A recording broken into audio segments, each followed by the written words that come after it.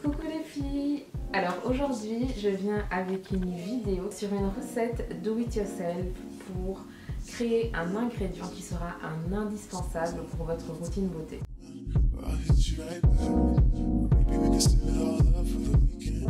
Alors comment j'ai eu l'idée en fait de créer cette recette ou d'ajouter ce produit en fait dans ma routine?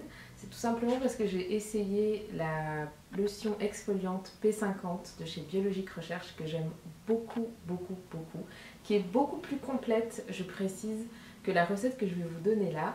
La mienne est beaucoup plus simplifiée, mais voilà, je ne suis pas chimiste non plus pour pouvoir arriver à leur niveau, mais on va dire que c'est une recette qui est un bon début. C'est une lotion qui s'utilise donc quotidiennement et qui va vous permettre en fait de faire un gommage quotidien à votre visage. Mais c'est un gommage qui est doux, puisqu'en fait c'est un gommage chimique, puisque c'est une lotion que vous allez appliquer quotidiennement.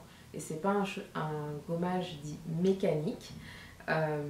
Les gommages mécaniques, en fait, c'est les gommages qui sont avec des grains et que donc vous frottez mécaniquement. Donc, personnellement, les gommages mécaniques ne fonctionnent pas sur moi parce que j'ai une peau à tendance acnéique, a tendance à avoir des imperfections.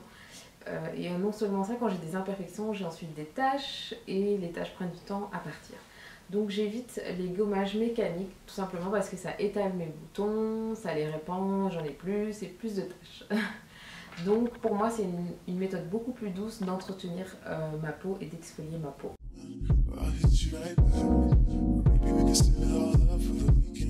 Donc la lotion se compose d'une eau florale appelée aussi hydrolat, de bleuets et ensuite de 2 actifs. Donc l'acide salicylique et 2 les actifs de fruits. Avant d'aller plus loin, pour celles qui sont vraiment intéressées pour la recette, bien sûr, restez en place. Il faut savoir que c'est des actifs qui sont très puissants, donc on va mettre en faible dosage dans la lotion. Et que si vous n'avez jamais essayé ces actifs sur votre visage ou sur votre peau, il faut essayer avant.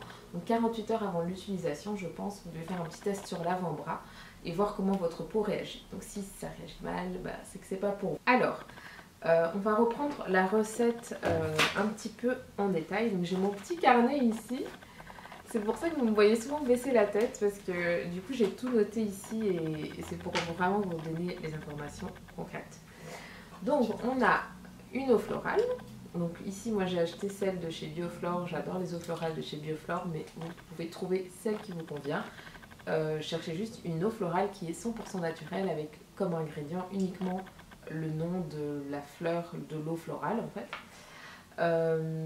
Donc j'ai choisi l'eau de bleuet parce que je trouve qu'elle est hyper douce pour ma peau. Elle tonifie légèrement ma peau, c'est vraiment très en douceur et en plus elle lutte contre les cernes, les yeux gonflés, quoi d'autre, les paupières fatiguées. C'est très apaisant aussi pour la peau, donc j'aime bien ce côté doux mais à la fois ce côté un peu tonique et ce côté qui va réveiller vos yeux le matin. Alors le point négatif sur l'eau de bleuet, c'est l'odeur, je dirais. Oui, je crois que j'avais fait sentir à Joël dans la dernière vidéo sur le concours et c'est très particulier, c'est une odeur de plante, c'est bof. Je dirais pas que c'est non plus écœurant, mais c'est bof. Mais si ça vous plaît pas, si cette odeur ne vous plaît pas, vous pouvez prendre une autre eau florale qui vous convient. Donc ensuite, le plus important, c'est les acides. Le premier, c'est l'acide salicylique. Donc l'acide salicylique, en fait, c'est un acide qui est extrait du saule. Et donc voilà ce que mes recherches me disent. Et ensuite, je vais vous donner mon impression. Donc cet acide permet l'exfoliation de la peau, c'est antiseptique. Ça aide à éliminer les cellules mortes de la couche cornée de l'épiderme et donc ça permet le renouvellement de la peau. Donc vous allez avoir une peau plus lisse, plus douce. Je l'ai acheté donc chez Aromazone, l'acide salicylique, et je pense qu'il coûte 3 € ou quelque chose comme ça. Très proche de ça en tout cas. Donc Aromazone nous dit que c'est idéal pour les peaux grasses, à tendance acnéique, que ça stimule le renouvellement cutané, que ça aide à atténuer les taches et que ça lisse les irrégularités. Donc personnellement, oui, je confirme toutes ces choses.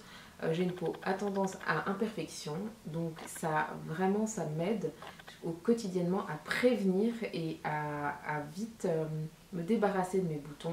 Ça renouvelle vraiment ma peau parce qu'en fait je vois qu'elle n'est pas terne et je vois qu'à chaque fois l'éclat de mon teint est maintenu.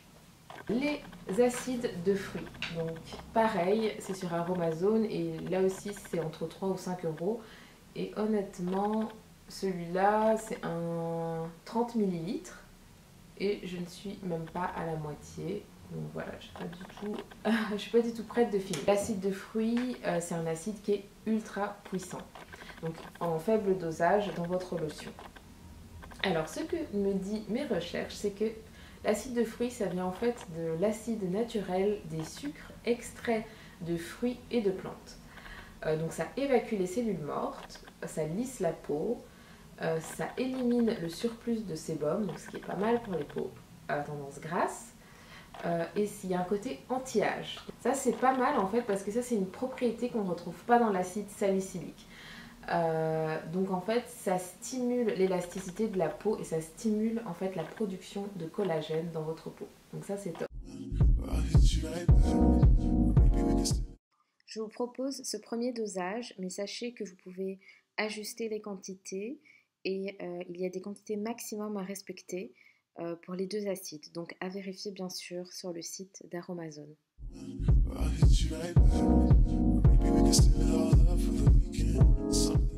Donc ça peut être pas mal quand vous faites une cure flash, je sais pas, de 3 mois par exemple, vous utilisez cette lotion, mais je pense que c'est pas non plus un actif dont il faut abuser quotidiennement. Alors autre chose aussi que je précise, donc comme ce sont des actifs qui sont puissants,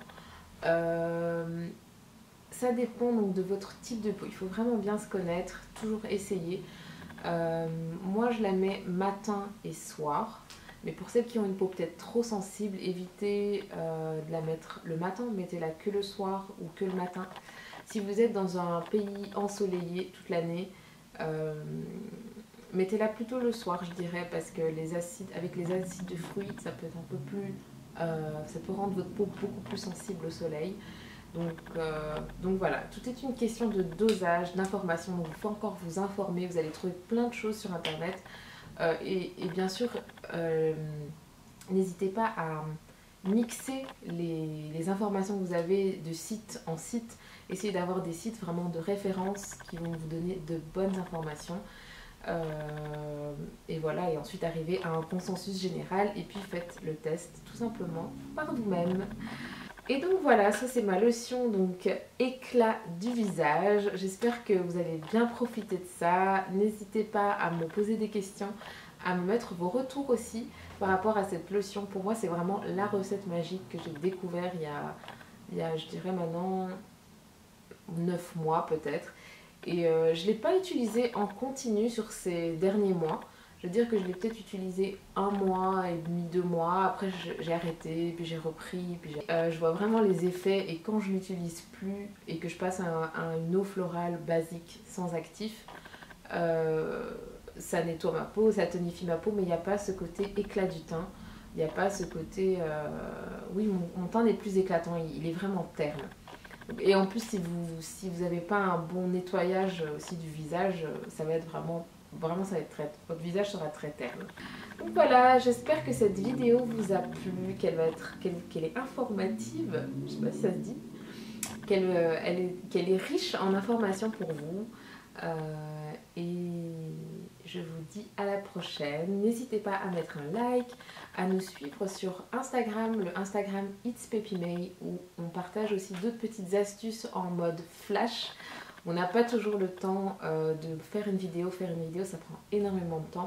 Monter le montage, l'édition, préparer le sujet, c'est vraiment tout un boulot. Et des fois, c'est beaucoup plus simple pour nous de juste poster sur Instagram des petites infos. Donc vraiment, allez nous suivre sur Instagram. Je vous fais de gros bisous. À bientôt.